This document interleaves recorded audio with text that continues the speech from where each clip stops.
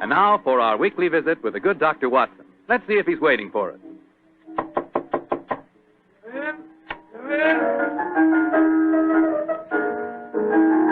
evening, Mr. Fogg. Oh, good evening, Doctor.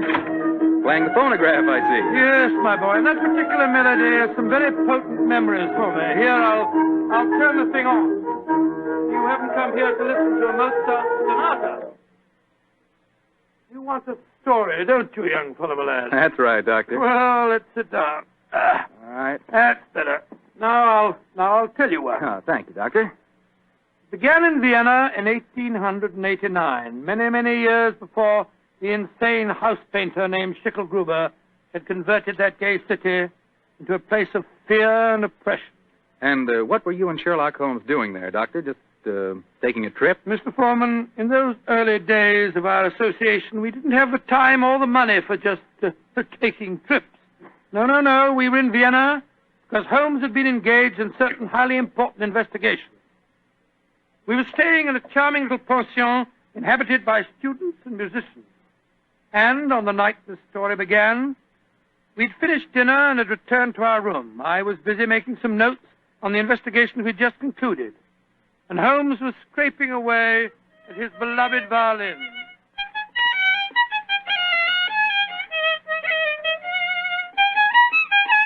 Confound it. What's wrong? Why can't I get it? Oh, it sounds very pretty to me. Pretty, really, old chap. An amateur. And a heavy-fingered one at that. Listen to this. Oh, sounds like a fiddler at an Irish wake. Oh, take it easy, Holmes. Take it easy. There's no need to fling the violin down like that. What's an old chap?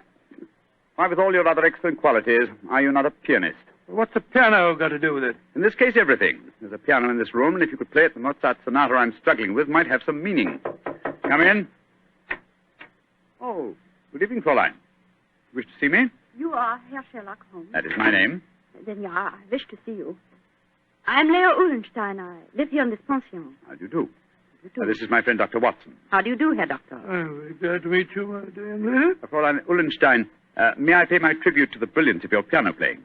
You have the exact precision of phrasing that Mozart demands. How do you know of me? Both Dr. Watson and I were present at the command performance you gave at the Imperial Court a fortnight ago. Hey, Julius, I knew I'd seen you somewhere before.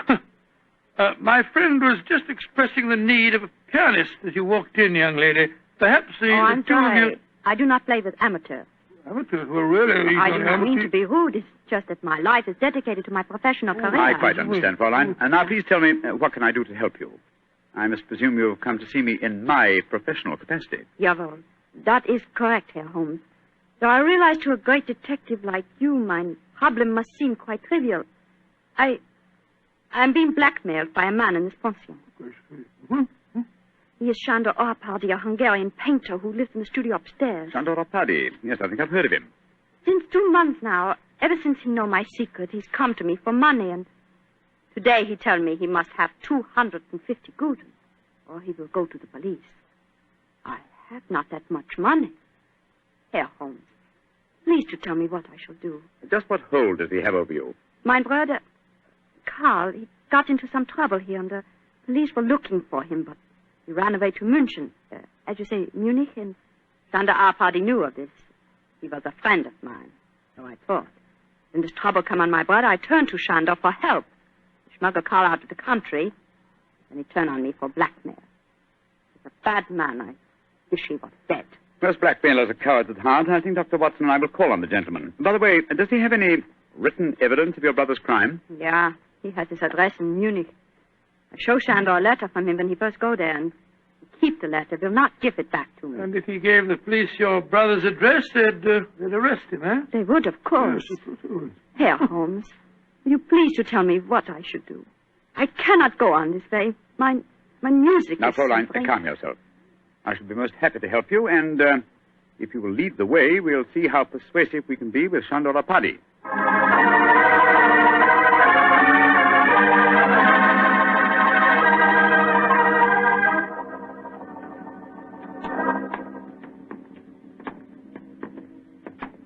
That is the studio, Herr Holmes, at the end of the corridor. I see. Now, remember, young lady, you'd better let me do most of the talking.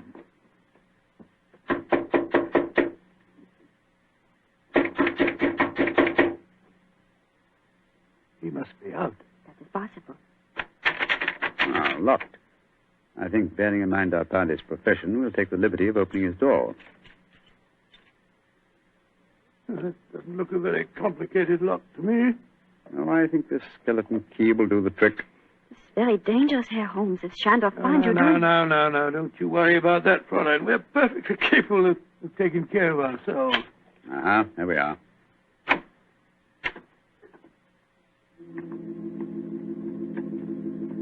Close the door behind you, will you, Watson?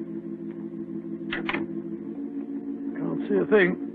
I'll strike a match. Oh, Gott, Quick, Scott, look at him. Slumped over his desk. Light the gas, will you, Watson? Right you are, Holmes. There. Judging from his appearance, Fräulein Ullenstein, I think Sandor Party had other enemies besides yourself. Less scrupulous enemies. He's been strangled. Look at the finger marks on his throat. Is he... Yes. His body is still warm, though. I'm afraid he's dead. I am glad. He was a bad man. Deserved to die. Watson, do you notice that the fingers of the killer have broken the skin and drawn blood? Oh, yes, so they have. Should we not communicate with the police? Before we do that, Fräulein, we must see if we can find your brother's letter. Help me move the body, will you, Watson? Lying across an open dispatch box that might contain the document in question. Right, John. Come along, my fellow. That's it. For a painter, the late Mr. Party was an unusually methodical man. Everything filed here in alphabetical order. Here we are. You, Fräulein Leah Ullenstein. And the letter has the Munich postmark. I think this must be the document in question. Will you examine it, please, Fräulein? Yeah, this is the letter. Herr Holmes, how can I thank you? There's very little to thank me for. If the blackmailer were still alive, I fear it wouldn't have been so simple a matter. I wonder what other treasures this box contains. Hello. What is it, Holmes? Interesting. Extremely interesting. Look at this, old fellow. Good Lord. Information on the case that we've just been working on. Exactly, and from the names attached to the document, I think we may assume that the dead man did not confine his blackmailing to struggling young pianists. He was after big game, too. Yes, we'd better be careful, Holmes. I don't think that we should go for the police just yet. No. We'll start by having a little talk with the other residents of this pension. Fräulein, who lives in the room adjoining this one? I too, Herr Holmes. And the room across the landing? Lai Tong-fo, the great Chinese actor. He's performing here in Vienna. I see. Then I think we'll start by calling on him. Return to your room, Fräulein, and we will let you know later what we've found. In the meantime, say nothing to anyone of what has happened. I will do everything you tell me, Herr Holmes. And please, once again, please let me thank you for what you've done for me. You know, Holmes, I'm not sure that girl didn't strangle Arthur herself. A pianist would have unusual strength in her fingers. And we know that she had the motive. And look how unnaturally calm she was when she realized the man was dead. I disagree with you, old fellow. Huh? I think what you refer to as unnatural calmness is really the cold detachment of the true artist. Well, I have a feeling that we should keep an eye on her, just the same. We will, Watson, we will. And now I suggest we pay a visit across the landing to the distinguished Chinese actor, Mr. Ling Tu Fo.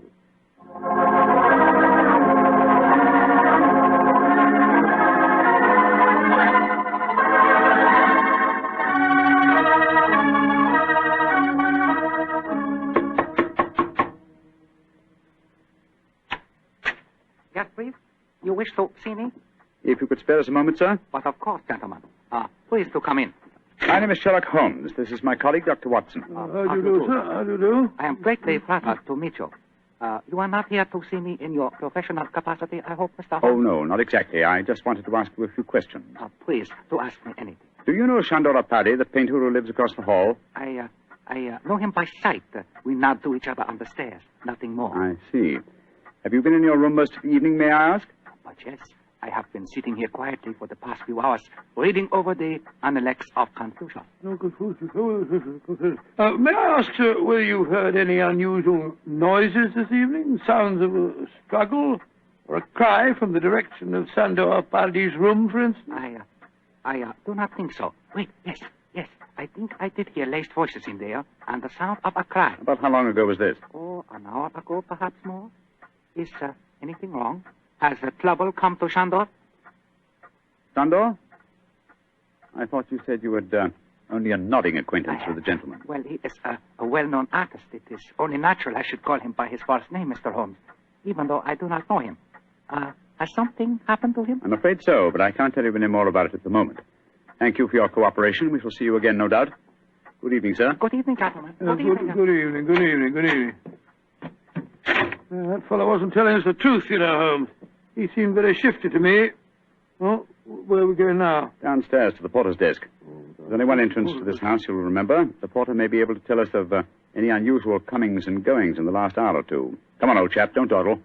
There's a great deal of work ahead of us.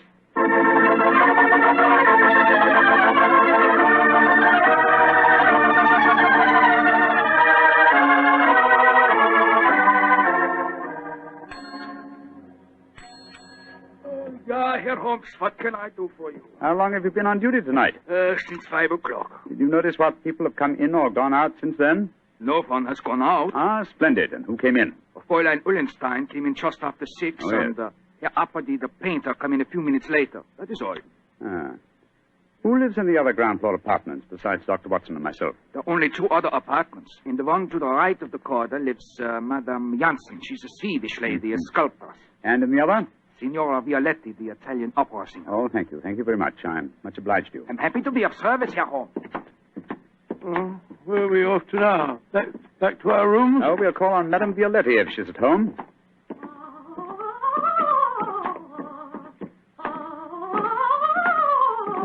It sounds as if she's very much at home.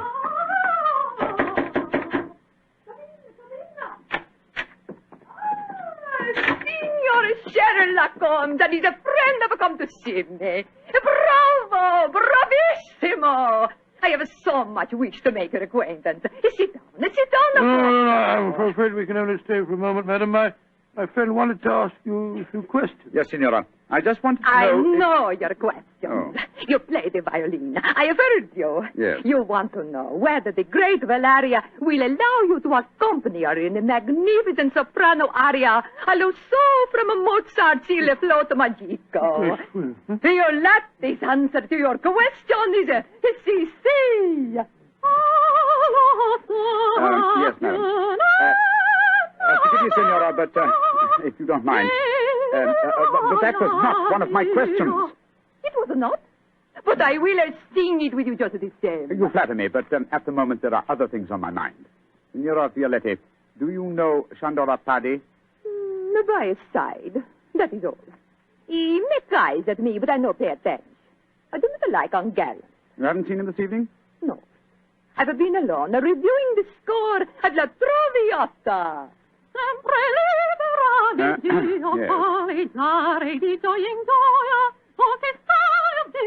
am to sing it next week here in Vienna. I hope you'll both be present. It would be a great treat for you. I'm sure it would be, Signora. Now, if you'll excuse us... Oh, it is sad you must go so soon. But come and see me again, and I will sing for you both before you leave Vienna. Great Scott, what a ghastly woman.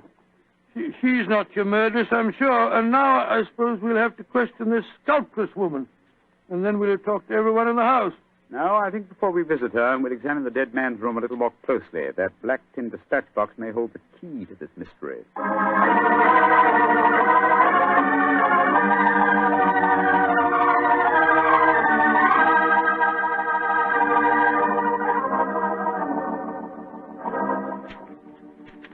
Idiot. Numbskull. Why didn't I go through these papers thoroughly at first? Yes, they certainly tell an interesting story. Appardi had obviously been blackmailing Madame Janssen, the sculptor. Yes, and also our friend, the Chinese actor, Lai Tung-fo. Then Lai Tung-fo was lying when he said that he didn't know Appardi. Obviously. By George, 3 of the 4 people living in this house in his power. Hello. What's the matter? What have you found? Footprints in the cigar ash on the carpet. Prints of a small foot. Leading us to this closet. Somebody must have been hiding in there. Very possibly. Uh-huh. Take a look at these, Watson. Strands of hair. Long black hair. Where were they? On a hook in the cupboard. Someone bracing themselves back so as to be out of sight could easily leave such evidence. I've got it, Holmes. I've got it. The long black hair, the long nails that caused the peculiar marks on Appardi's throat, and the small footprint. It was a woman. Possibly, but which one? Fräulein Ullenstein and Signora Violetti both have blonde hair, remember? And it must be that sculptress woman. Not necessarily. Who else, not a woman, might have small feet, long nails, and long black hair? By Jove, the Chinese actress. Precisely. Come on. I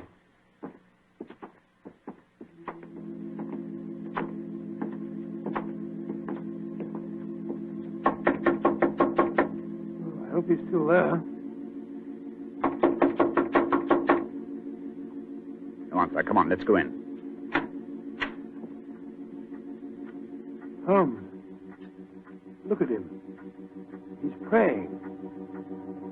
His head's in his hand. No, my dear fellow, I'm afraid prayers can do him no good now. He's been strangled. Strangled with his own cue.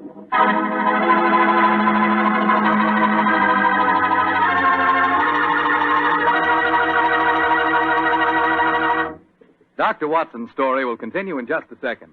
So I'm going to take that second for a fast question. I know you've probably tasted port wine, but have you ever tasted Petri California port? Have you? Because if you haven't tried Petri port, well, you can just tell yourself right now you don't know how good a port can be. Petri port is rich, red, and hearty. But what you want to know is, how does it taste?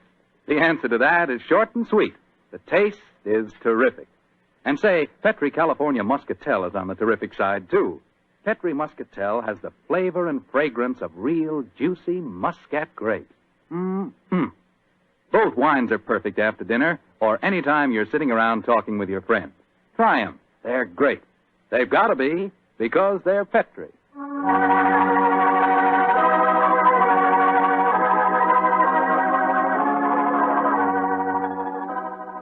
And now, back to tonight's new Sherlock Holmes adventure.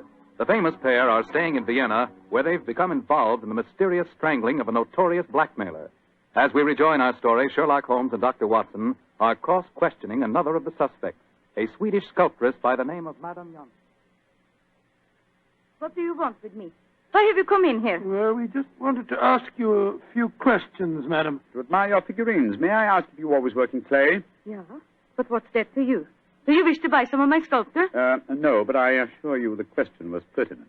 Tell me who you are and stop wasting my time. My friend is a private detective, madam. A detective? Who sent you here? No one sent me here. I'm conducting an investigation of the murder of Strangler. Sandor dead. Mm-hmm. Good. I'm glad. Yes, madam, but we happen to know that you had a motive for killing him. He'd been blackmailing you. Get out of here. What right have you to come here and question me? No. Look here, madam. If you know what's good for you, you will answer our question. And if you know what's good for you, you'll get out of here, both of you. Come along, Watson. But, Holmes, you can't possibly... Forgive me, madam, for our intrusion. We meant no rudeness. You have been rude. Intolerably rude. Go away. Whatever made you back down like that, Holmes? Obviously, she's the killer. Rubbish. But her hair was jet black. Yes, but it was short hair. And didn't you notice the size of her feet? Anyway, she works in clay. If it had been marble, I might have suspected her. Upon my soul, Holmes, I wish you'd tell me what you're driving at. I have the answer to these killings now, Watson. But I'll have to prove it. I'm afraid I must work without you, old chap. Do you mind waiting for me in our room? No. Wait a minute. That may be dangerous. Wait for me in Signora Violetti's room, if you don't mind. I'll join you there as soon as my work is done. Pretend that you have returned because you were so enchanted with her voice. Oh, great Scott, Holmes. You can't ask me to be alone with that dreadful woman. Please do as I say, Watson, and don't question me. There isn't a moment to be lost.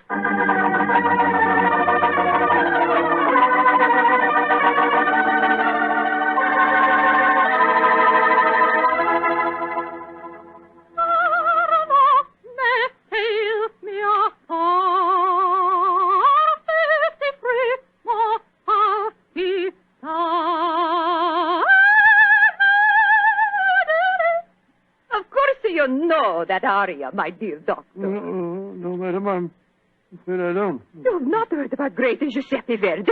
Well, yes, I heard him, of course, but I can't identify his work. That was from a Rigoletto, you silly man. Rigoletto? Come, tell me your favorite composer. I will sing something of his just for you. I will turn the gaslight down. No, turn the gaslight down. That will be so much more romantic.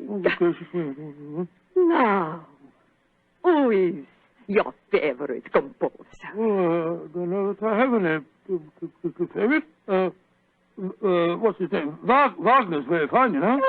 Wagner is a heavy like most German composers. But the Violatti can master him.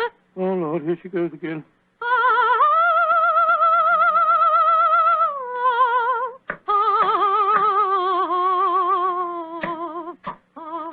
Come in. I cannot see who it is. Come into the light. It is I. Great heavens, the Chinese actor. I am sorry to make commotion, but as we say in my country, those who return from graves speak with double knowledge. Oh, you devil! You devil! I kill you once! I kill you once! I kill you again! Thank you for the confession, Senora Violetti. You can testify to it, Watson. Holmes! No, you don't, Senora. Your nails are too sharp for my liking. I'll kill you two, both of you! I'll kill you! Watson, catch her. She's fainted, Holmes. Fainted, eh? What an undramatic exit for a most dramatic lady.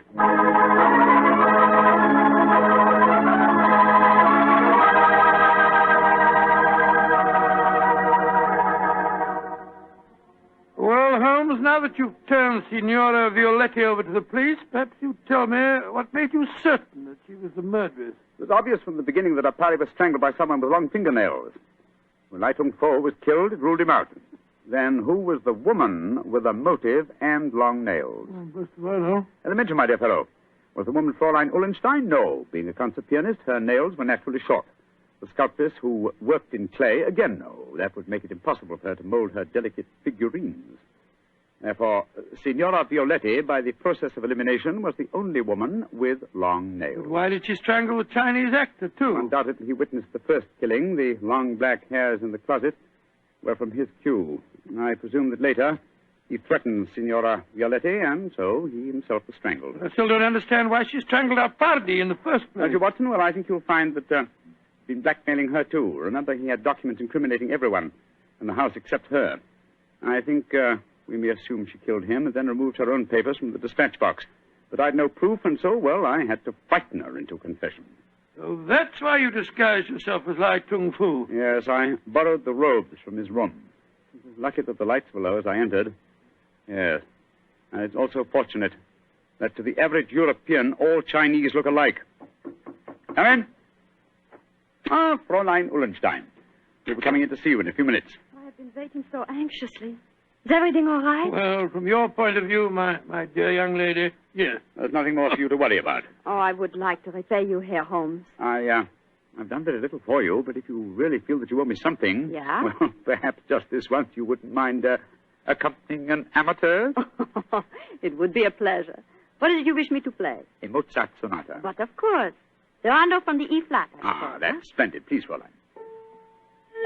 You like Mozart, Herr Doctor? Oh, very much, young lady, very much. In fact, I might say he is my favorite composer.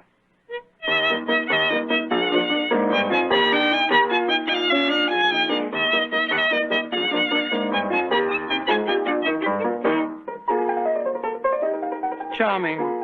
Perfectly charming. I only wish that all our adventures could end so melodiously.